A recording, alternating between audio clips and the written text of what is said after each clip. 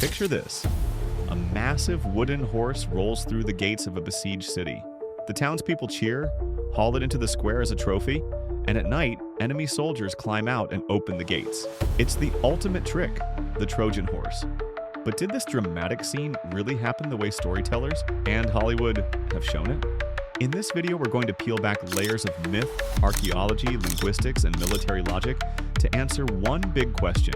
Did the Greeks actually use a Trojan horse? You'll see why some scholars think the horse was a literal device while others call it a metaphor, or even a later invention. Stay until the end. I'll give you the most plausible scenario that blends history and myth into one believable explanation. What if the horse was never an animal at all, a ship, or a clever siege tower? And what if the real trick wasn't wood and nails, but words and ritual? What the ancients told us. The Trojan horse appears across the web of ancient stories about the Trojan War, but not all accounts line up. The earliest surviving epic about the conflict doesn't narrate the city's fall. The full spectacle of the horse becomes prominent in later epics and Roman retellings. That means the image we carry today is shaped by centuries of storytelling, each generation adding dramatic touches. Why is that important? Because a story that grows over time usually accumulates literary embellishments. Heroes become cleverer, scenes more cinematic, and symbolic elements get woven in.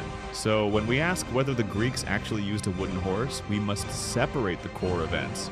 A siege, a trick, a fall, from the literary decorations, a giant hollow horse creaking into the gate. Did later storytellers invent the horse to make Odysseus look cleverer? Or was the horse the original spark that later poets enlarged? Archaeology. What we found at Troja. The mound of Hisarlik in modern Turkey is widely accepted as the site of ancient Troy. Excavations from the 19th century onward revealed multiple city layers, evidence of destruction, and signs of Bronze Age habitation.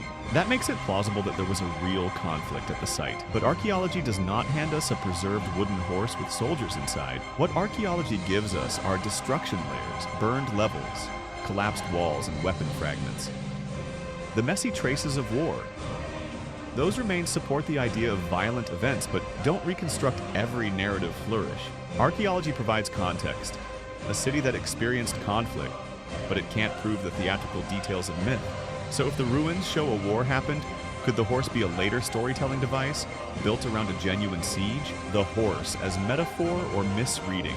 One widely discussed idea is that the word horse may not be literal. Language shifts and metaphors change over time. Some scholars propose that horse could represent a ship, a siege engine, or a ritual effigy. Terms that made sense culturally but mean something different to us. If horse referred to a ship used to land men discreetly, or to a wooden siege tower disguised as an offering, the emotional core remains. Deception and breach. But the mechanics change. Instead of a theatrical hollow sculpture rolled past the walls, the Greeks could have used a compact device, a ship, or a disguised military structure as the trick. Imagine the Greeks built a siege tower disguised as a votive gift. Would the Trojans haul it inside thinking it was a sacred gesture? A literal horse. Is it plausible? Let's consider the literal option. Could a team of carpenters build a huge hollow wooden horse big enough for soldiers? Technically possible. Wooden constructs of impressive size existed in antiquity, but the logistics are harsh. Rolling a massive structure past skeptical defenders, getting it through narrow gates, and hiding soldiers without discovery would be extremely difficult during an active siege. A literal horse could work only if the Greeks staged a highly convincing feint and the Trojans were persuaded to treat the object as harmless. That suggests the horse, if literal, relied as much on performance, staged retreat, solemn ritual, as on carpentry. The horse was built. Who would risk being inside, and how would the horse avoid inspection when hauled indoors? Psychological and cultural logic, why it would work. Beyond engineering, the Trojan horse makes sense as a psychological ploy. In ancient societies, votive offerings and ritual gifts were common. A large wooden object left at the gate could plausibly be interpreted as a sacred offering, and sacred objects were often treated with reverence rather than suspicion. Combine that cultural logic with a staged retreat. If the defenders believed the conflict was over and were engaged in celebration, their vigilance could drop. Deception that exploits piety, surprise, and timing is historically effective. And the horse story plays directly into those dynamics. What if the Greeks weaponized piety, turning religious ritual into an opening for attack? The most plausible reconciliation. Here's the balanced take. The cinematic giant hollow horse is unlikely as a single, clean historical artifact, but the legend almost certainly wraps around a kernel of truth. The most convincing reconstruction blends several elements. A staged Greek retreat that convinced the Trojans the war was over. A deceptive offering, or compact device, not necessarily a giant hollow sculpture, left at the gates. Insiders, collaborators, or a small covert team, exploiting lowered defenses to open the gate. This explanation matches archaeological evidence of destruction, the practical constraints of siege warfare, and the way oral traditions amplify dramatic kernels into lasting myths. In short, something like the story happened, but the wooden horse we picture is likely a poetic magnification. So which part is myth and which is history?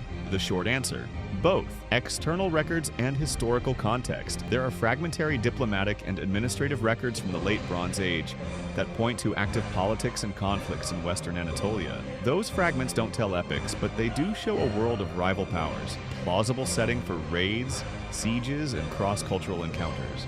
That broader context makes a real Bronze Age clash plausible and helps explain how such a clash could be elevated into epic memory. Could a messy Bronze Age skirmish have been polished into the wooden horse spectacle by generations of storytellers? Why the horse survived as a story. Oral traditions favor memorable images. A single striking object, a horse, is easier to remember than months of tactics and diplomacy.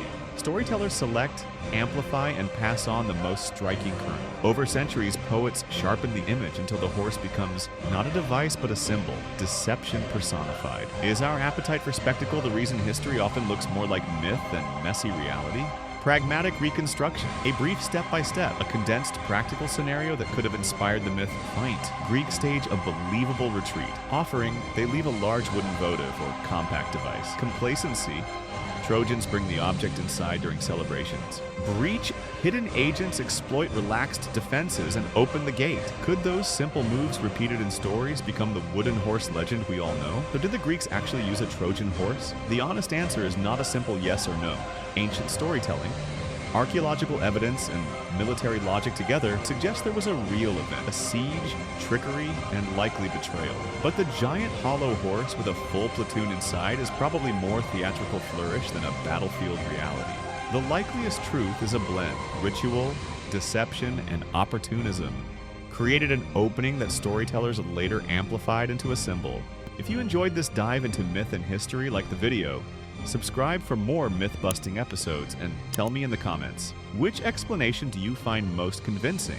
Literal horse, metaphor, or stage trick? I'll feature the best replies in the next video. Next week, we test another famous image. Did Vikings actually wear horned helmets? Spoiler, the truth is weirder than the myth.